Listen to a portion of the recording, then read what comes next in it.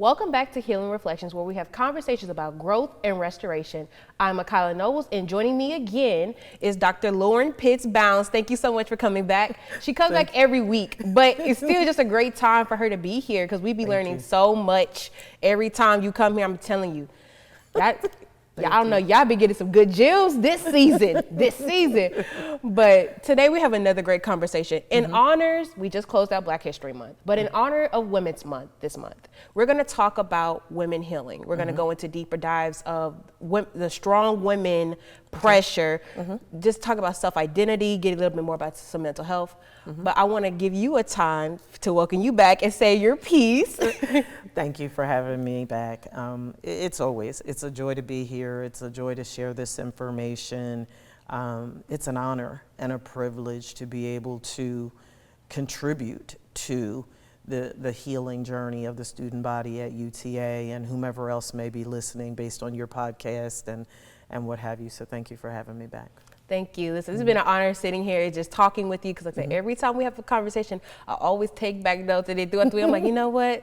We sure did have a conversation about it. It just keeps me more excited because the more we talk about, the more ideas and more topics come to my mind. Like, we could talk about this, let's go into that. But we're going to go ahead because, you know, we can talk and we can go sidetrack. Yes. But let's jump into the first thing, the strong women.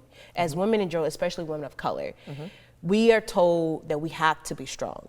Society has made us feel like we cannot take a break, especially colored women. You know, we were built up on a strong foundation. Women had to carry a lot, especially our ancestors, they went through so much.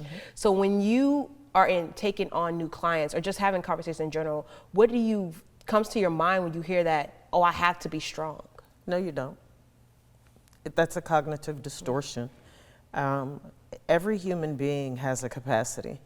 And part of what opens the door for the onset of mental illness and mental health challenges and relationship fractures is people being superheroes, particularly women of color, not understanding that you are one human being and you cannot be all things to everybody. You're not Jesus. You're not God. You're not the Holy Spirit. You're not Wonder Woman. You're not fill in the blank.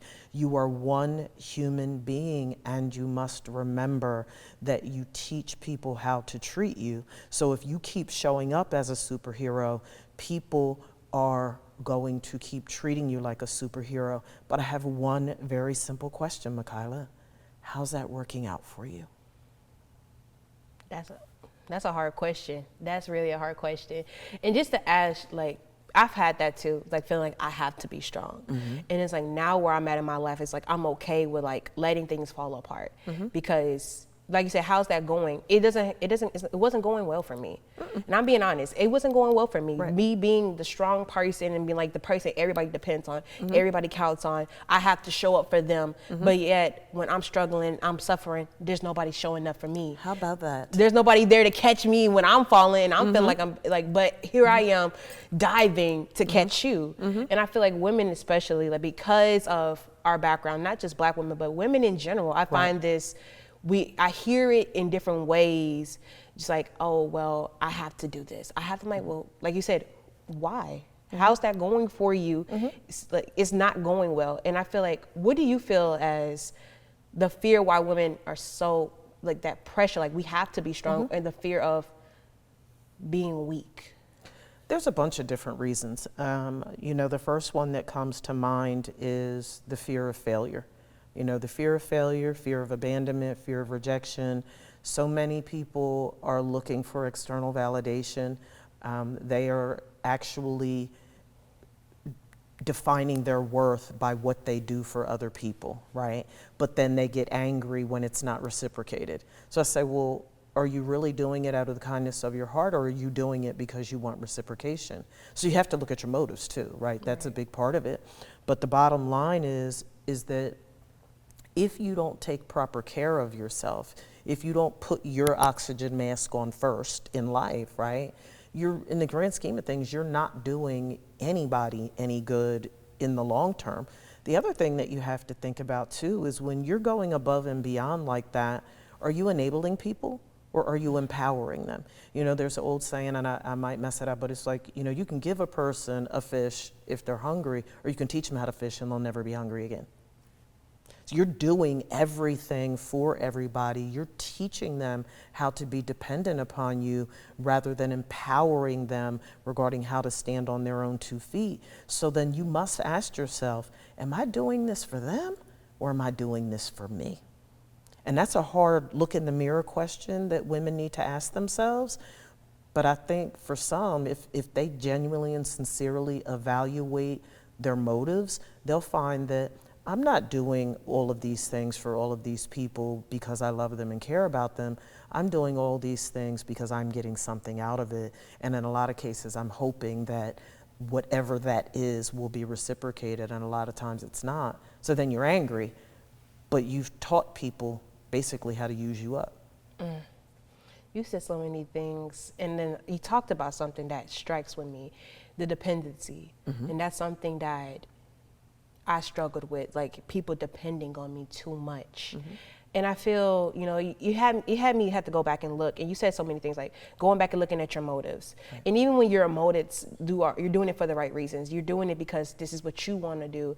But I also feel like people also see that, and they don't want to separate you from what you're doing. And I feel like that makes women feel more obligated. I'm just speaking for me, like how I felt. I felt more obligated to do it because now I see that you're depending on me. But now that I'm like now starting to set boundaries, like, hey, I need me too. And that's something I feel like women are scared to say. And I had to learn that the hard way many times. Like, you know, some people's like, you fall, you pick the baby back up, dust them off, keep going, but then you keep falling. But then after like the 5th, 10th time I done failed and bumped my head, I'm like, listen, I need me too. Yes. And I feel like we get told we're selfish. We get, oh, you don't care about nobody. All the stigmas that comes in when you say the word no. I'm not gonna do it. I'm not gonna commit. I need a break. Now it's just, oh, you didn't want to do it, no way. So how, and this was transitioning to like, you know, well, mama did it. Grandma did it, Amy did it. So it's the generational patterns of this is what a strong woman looks like to me. So now you're portraying what your grandmama, Amy mama did, but you burnt out just as much as they were burnt out. So the results don't change. But how do you feel women should move around that? Or have you seen that? How do you address it? So the answer to the question is, yes, I've seen it. I'm going to tell you how I address it. And yes, it is a multi-generational issue. And what I want to challenge our audience to consider is the difference between a strong woman versus a woman of strength. A strong woman is the superhero. She has to be all things to everybody. She's got to dot the I's and cross the T's. She has to be a control freak because she's the only one that could possibly do it the right way. Go figure. You know, if they have to be able to count on me because I'm the only one that's not going to drop the ball. Whereas a woman of strength says, I'm human and I have needs too. And I love you and I care about you, but rather than enable you, I'm going to empower you. I'm going to teach you how to fish and not just feed you all the time. I'm not going to allow you to go hungry because I'm going to teach you how to fish. I'm going to teach you how to operate as if I were not here. You know how many women have gone to early graves and left their families and their friends and their employers devastated because they were superheroes, whereas if they had flipped that and embodied what it means to be a woman of strength and taught people, think of it like a protege, mentor relationship, right? I can teach you how to dot I's and cross T's and how to be a much more efficient version of yourself rather than doing everything for you all the time. So how I address that is I elevate perspective. I encourage women to go up to what I call the balcony of life and look at, are you really helping them or are you crippling them? Are you enabling them or are you empowering them? And again, what's the motives for your behavior? And let's look at the worst case scenario. What will happen if you don't do this? And if it's not life or death, Yeah, it might come with some discomfort, but life is full of discomfort. Right. Let folks feel some discomfort. You're feeling it all day, every day, trying to be a superhero. Yes. So stop. Stop. It's okay. And ooh, that was right there. Like I had to learn that. Like when you see that stop and you keep like your brakes. I think about when you're driving your car and you getting too close to the car. You know how now all the cars are like, a smart They auto car. stop. They stop you, the emergency brake, because you got too close. Right. So I feel like with me personally, I had got so close to the end, and it was like life was like stop. Not even say life. God was like stop. Like you're doing too much. Stop. And it's just when you think about that worst case scenario, and I feel like with women, for women and just for me, it was the what they're gonna say. Some people are so concerned with what people are gonna say about you, and this is real. Like even with young people, especially like in my generation, we're so concerned with what are they gonna say about me when I do say no. How they're gonna see me. Is this gonna make our relationship? And like we said last time, I could do bad all by myself. I walked away from plenty of people because my boundaries were constantly being crossed. And I feel like you got to get to the point where you're okay with walking away. Absolutely. You have to be okay with that because what happens to you? Life still got to go on. They got to learn to do it anyway. So like you said, teach them how to do it. Teach them how to fish. Correct. So that way you're not enabling them. And but with that's such a strong, powerful thing where you said teaching them. Some people don't want to be taught. Okay, so then they shouldn't be your burden. And that, I want to circle back for a moment to what you said at the very beginning of the show. The problem, Michaelia, that so many women run into is because of that fear of abandonment, because of the fear of rejection, the fear of failure, they stay in intimate connections, whether it be with a partner or family members or what have you. I'm not suggesting you have to cut people off. I'm suggesting you have to reevaluate the amount of intimate access you give people. You can't help who you hang on the family tree with, but just because we are on a family tree and we have branches in common does not mean that you get to mule me.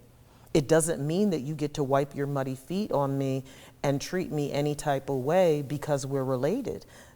That's teaching people how to treat you in a way that you don't want to be treated. And I want to address something that you asked in the beginning that I didn't address. When people start saying, well, you think you this and you think you that and you think you the other, take a step back for a minute and really think about that.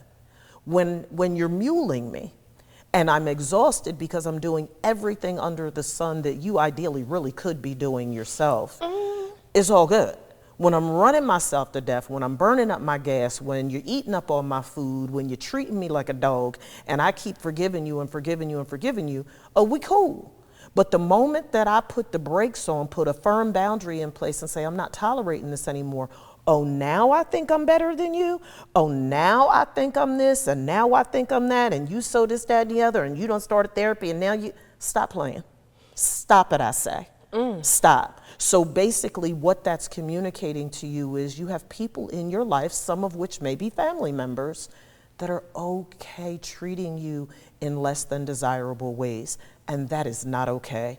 People who genuinely and sincerely love you and care about you and want God's absolute best for you will not put conditions on you based upon you allowing them to mistreat you. Love is not transactional. Right. Love is not an intellectual exercise. So you only love me and want to deal with me if I'm doing what you tell me to do. Make that make sense? We're not doing that. No. Stop it. Exactly. And it doesn't make sense. And you said so many things which is going to ease us into this next transition because, like you said, some women are tied to, their identity is tied to what they do. And it's hard for them to see themselves how God sees them because they're so tied to what this person thinks about them. Oh, in this person's eyes, you are Superwoman. You save the day all the time. And if you don't save the day, oh, it's doomsday. To this person, you're the strong one, the one they can lean and depend on, the one, and like, again, when you are struggling, when you need something, there's nobody there to catch you. And I say that because that was me. When I was suffering, when I felt like I was drowning. I mean, I did have people that were, you know, that did care, and that was like, you know, they're trying to, like, they was throwing the lifeline, like, hey, we're here for you. We're trying to lift you up. But it's the people that you do so much for.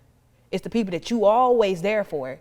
You look for them. You would think, as much as I do, you should be the first person to come.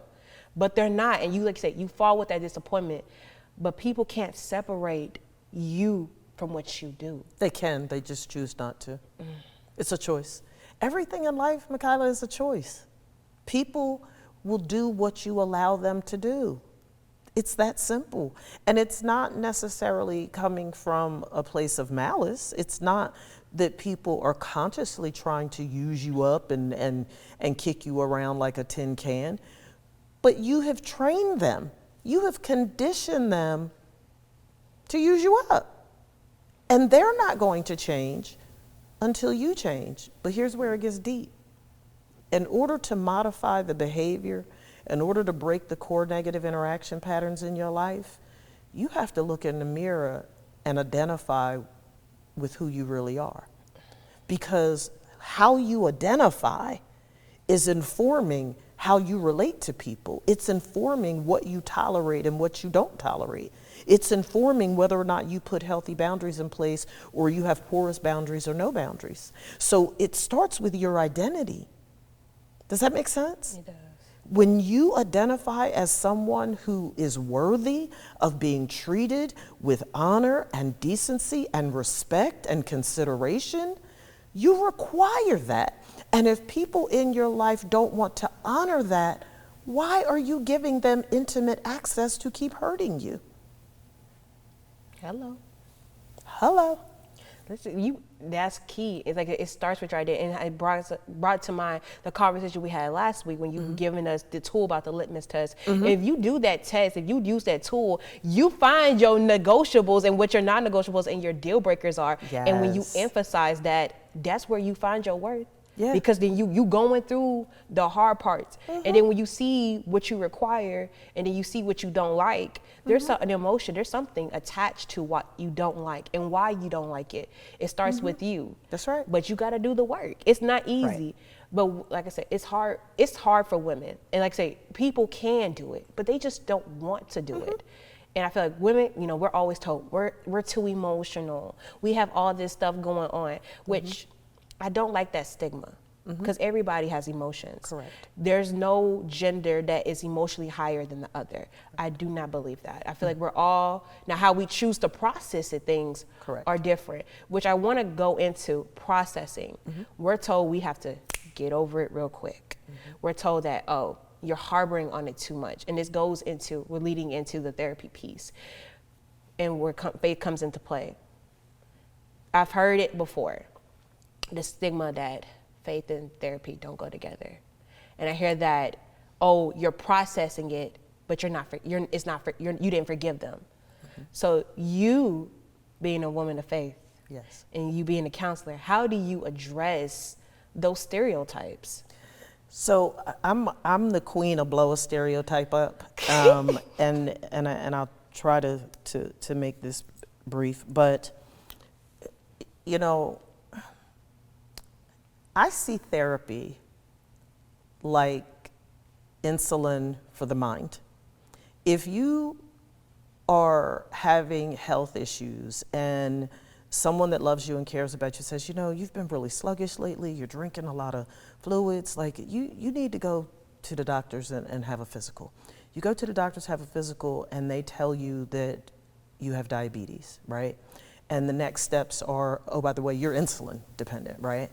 And what we know to be true about diabetes is if you don't do what you need to do to regulate your diabetes, not only will it kill you, it can adversely impact literally every other area of your life. It can impact your heart, your lungs, your limbs. Like diabetes is real. It can destroy your body, right?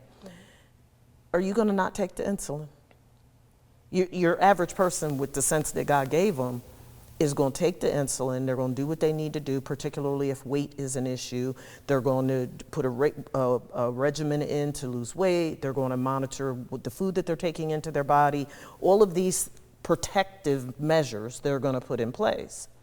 Therapy isn't about being crazy. Therapy is about insulin for your mind. It is a protective measure. It is a contributing health factor that can help you to maintain sound mind. It can help you to regulate your emotions. It can help you to understand the root of your problems that have you behaving in all of these unhealthy ways. So you have to be able to address that. The role that faith plays is simple. Faith without works is dead. Works is an action word. Are you gonna do something? And it's, you know, and I think I touched on this the very first episode we did, that the little thing that used to float around on social media about the man that was drowning. And somebody threw him a life jacket. And he was like, no, I'm waiting for God to save me. And then somebody came through in a boat. And, no, I'm waiting for God to save me. And then, you know, the National Guard came and threw a lifeline. I'm like, no, I'm waiting for God to save me. And he drowns and he goes to heaven. And he was like, Lord, I was praying for you to rescue me. And you didn't save me. I thought you loved me.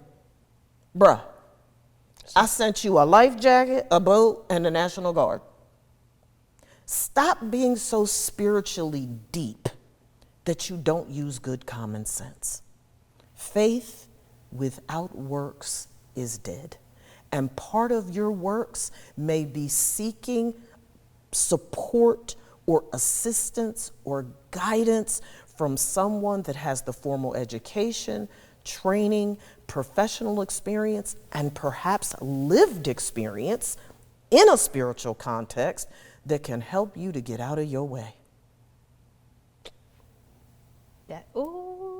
Listen, like I said, I heard it. I brought it up because, like I said, I've heard it. And, you know, even with me, when I started my journey going into therapy, that was something that was told, like, oh, you should pray. And I'm like, I said, yes. I said, but I need to do some more. I said, there's something deeper. Not saying God can't get to the root. He definitely can. I said, but I need to work. I need practical. I gotta go in. You need to hear a voice talking to you. I need, like, I gotta sit down and talk this. I gotta, because some people handle things differently, and then also you become a product of your environment. If you've seen toxic all your life, then how are you gonna be healthy? If you've been seeing bad habits, how are you gonna replace old habits with new habits if you don't know what new habits are, or you don't know the other tools that you can use to help create new habits? Because I feel like God and therapy go hand in hand. There's some things that you're gonna have to go back to your prayer closet and discuss what God said. Well, God, reveal this on a deeper level. This was brought up in my last session, and you take that back. And that's how I see it. Every time you go and you sit down, when you talk to your counselor, health coach, anything, what they give you is meant for you to go back and do it and work on it. Correct. Which is why I'm always a big advocate. I love when therapists give homework. I was like, yes, if you don't give me. I'm the homework queen. Listen, I love homework. Till your face fall off. And I asked clients that in the beginning. I was like, are you okay with homework? Or you know, a reframe of that is, are you okay with between session assignments, right? Because some people don't like that word homework. I'm like, but am I in school? No.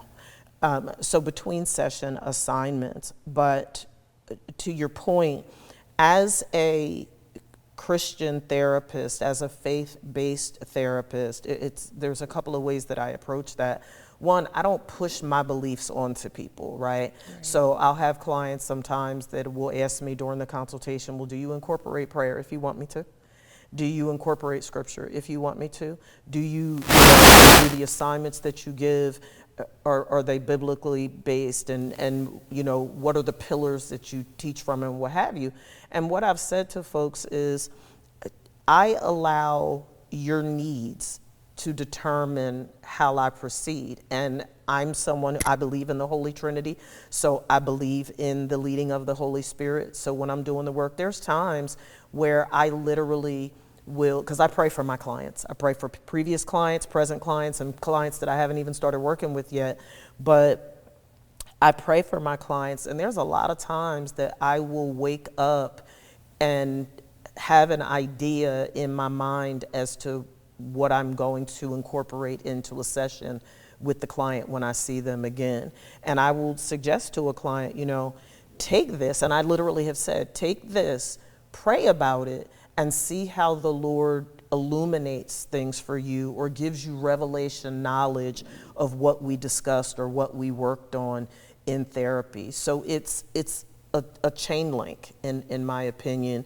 And, you know, to each his own. Some people don't believe in it, and that's fine. I don't try to convince people. I don't expend energy trying to encourage people to connect faith and therapy.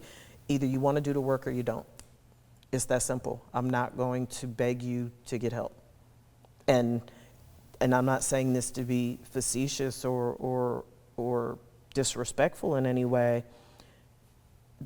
Some people can honestly say, you know, well, I've been praying about it and praying about it and praying about it. How's that working out for you?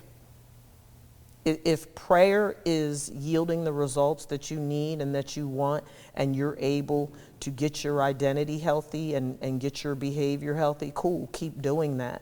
If it's not, then maybe you should consider attaching your faith, your prayer life to a therapist that can help you to get that breakthrough that you've been trying to get, that prayer has not yielded for you.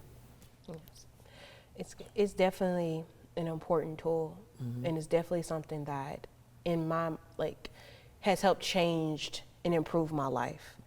Like I said, as a Christian as well, I was always praying and everything I said, but I just knew, and I've been in therapy since, you know, as a child and everything, because you go through so much as a child, and I feel like there's just some things, even if you don't experience trauma, but there's something that you need to talk to somebody about, whether it be stuff you done witnessed in your family that left you scarred, or anything that didn't traumatically do something, but it is something you've done witnessed and seen. But with me, I was like, with me being in therapy, going off and on, but when I really started, and I'm pointing, like we said, either you're gonna do the work or you're not, because my last therapist that I had, not one before last, when I first got back into it, as a grown woman, because at that point I had went through too much traumatic stuff at that point, and I was like, I didn't go in there with the right perspective. I went in there, I was like, this is gonna be another session. I'm gonna just sit on the couch. He gonna ask me how I'm feeling 50 million times, and I'm gonna be mad, and I'm gonna just get up and walk out. So literally, and my therapist was challenging me to go deeper, because I gave these short answers, I don't like the way I feel when it comes out. He was like, why? And I'm like, because I just don't like it. He's like, but what's trying to open up that door, the root, so we can get to the root. It was actually in the For Color Girls. I'm gonna quote her. I'm gonna say, but this is the scene where Tangi and Glenda were having a moment after she had overheard her mother arguing, and she's like, it makes sense why you do this, and you got to find that root to pluck it. So it made sense. Once I had to go through, he's like, we trying to get to this root so we can pluck it, so we can see how it can improve your life. Absolutely. But moving into it, it's very important that you do those steps. But what are some more practical steps that women can take to beat these stereotypes, to separate who they are as a person from what they do, not falling under the strong woman pressure? What are some ways that we can break that? I think it starts with making the decision to acknowledge that it's a problem, you know. Right. The first step to recovery is admitting that you have a problem. So the first thing is there has to be acknowledgement. And then after you acknowledge that, you know what, how I've been navigating life it's just not yielding the fruit that I want it to yield.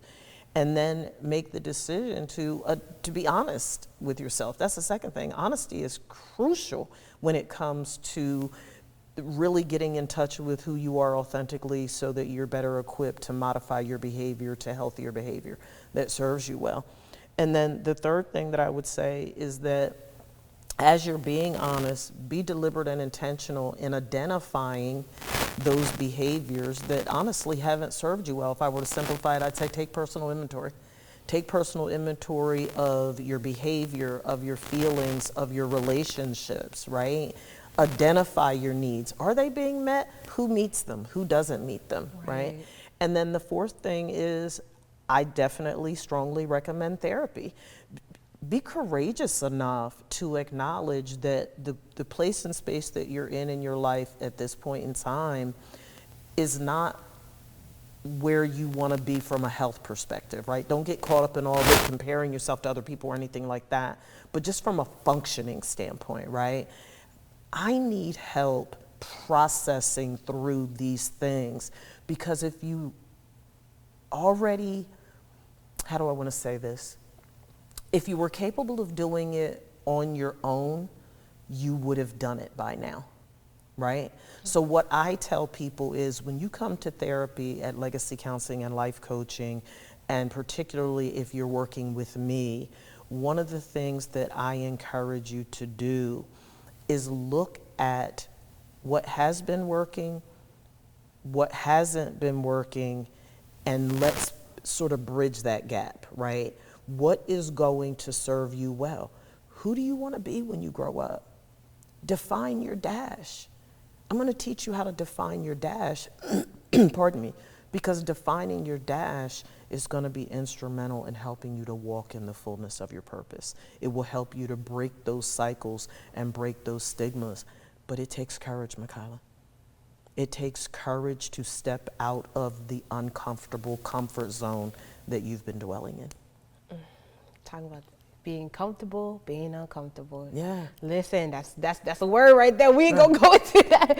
But thank you so much Absolutely. for coming and just Yes. giving this. Like I said, I enjoyed this conversation because Yes. it's definitely, there were some areas I'm just like, okay, you don't see we don't got our tissue today. So I'm just like, let me not dive deep into that part, because We don't have time and we don't have tissues. we don't got no tissue today. But thank you, everyone who's tuning in. I strongly encourage tuning in every other Wednesday to Map Media just to get the sneak peek, but also just go into my YouTube, go into my Instagram. I'm very, very, very, Dr. Pitts can definitely contest, I'm very active on my social media posting the clips, because this is a very serious thing. We both share a common goal and a common desire. We want to see young people do better, like letting them know there is a better way. And then for this month to let women know, you are not what people say you are. You're not broken. You're not the stereotype. You can beat it. It just starts with you. That's right. So this month is just celebrating women and letting us know that we have better ways, we have better tools